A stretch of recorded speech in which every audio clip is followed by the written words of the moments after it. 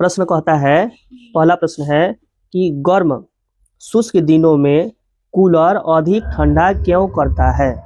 गर्मी के दिनों में हम कूलर चलाते हैं, वो अधिक ठंडा क्यों करता है। तो इसका आंसर हमने यहाँ लिखा है, क्या है जी। तो गर्म यानी शुष्क दिनों में वायु में नमी माने आर्द्रता कम हो जाती है। अभी ठंडी का मौसम चल रहा है, वायु में खूब नमी है। नमी का मतलब होता है कि वह हवा जिसमें पानी की आंशिक मात्रा पाई जाती है, जल की, नमी कहते हैं।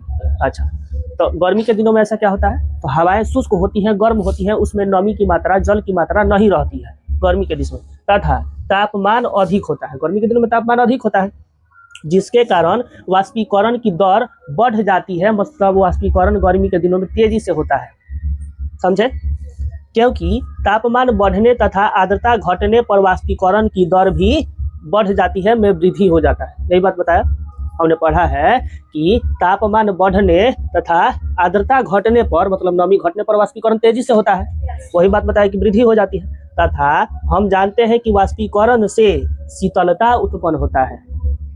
जैसे इसका सबसे बड़ा उदाहरण हमने पढ़ा, पसीना होता है गर्मी के मौसम में, पसीना जब सूखता है तो ठंडक महसूस होता है कि नहीं।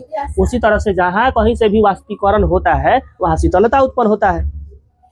अतः कूलर के अंदर से ठंडी हवा कमरे में फैलकर ठंडक प्रदान करती है।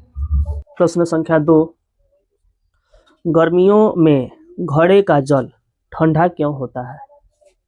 गर्मी में मटके का जल पीते हैं तो वो ठंडा होता है और जल की अपेक्षा। इसका कारण क्या है। इसका कारण है कि घड़े में बहुत अधिक, घड़े में माने मटके में बहुत अधिक संख्या में क्या होता है, छिद्र होता है, जिनसे पानी बाहर रिसता रहता है।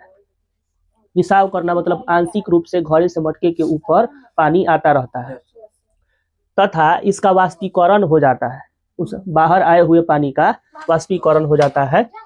इसी तरह मटके के ऊपर पानी बाहर आता रहता है और वाष्पीकरण में कम हुई ऊर्जा को पुनः मटके और शेष बचे जल से वाष्पीकरण की गुप्त ऊष्मा के रूप में ले लेता है।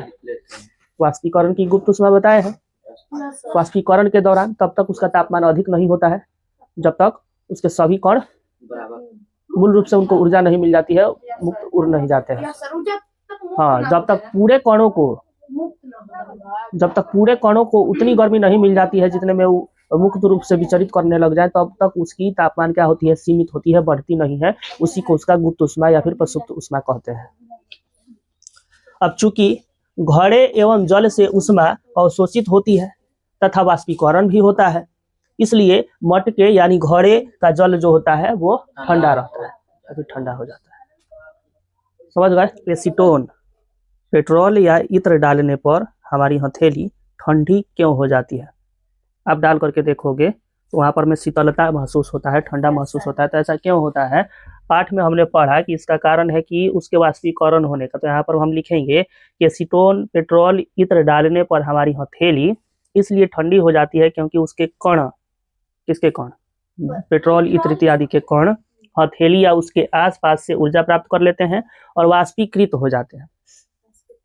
ऐसा तो नहीं होता है कि पेट्रोल यहाँ पर रखे तो रह जाता है, वाष्पीकृत होता है, गायब होता है। और गायब होने के बाद यानी वाष्पीकृत होने के बाद वहाँ शीतलता हमें महसूस होती है। तो हमने पढ़ा है कि वाष्पीकरण के फलस्वरूप शीतलता उत्पन्न होती है, इसलिए हमारी हथेली पर ठंडा हमें मालूम पड़ता है जी। चौथा प्रश्न है कि कप की अपेक्षा प्लेट से हम गर्म दूध या चाय जल्दी पी लेते हैं, ऐसा क्यों होता है।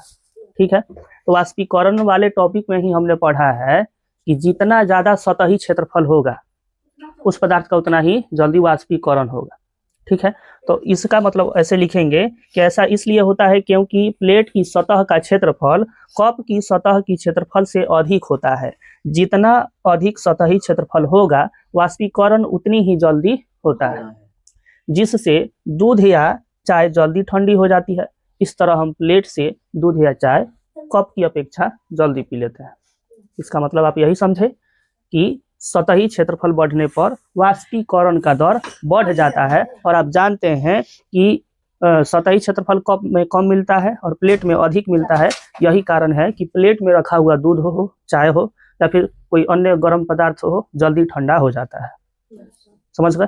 पांचवा प्रश्न है यस सर। कि गर्मियों में हमें किस तरह के कपड़े पहनने चाहिए। जैसे अभी ठंडी का मौसम चल रहा है, हम खूब स्वेटर ऊनी वस्त्र पहने हुए हैं लेकिन गर्मी में किस टाइप का कपड़ा पहनना चाहिए और क्यों, तो उसके लिए यहाँ पर में हमने लिखा है कि गर्मियों में हल्के रंग वाले सूती कपड़े पहनने चाहिए।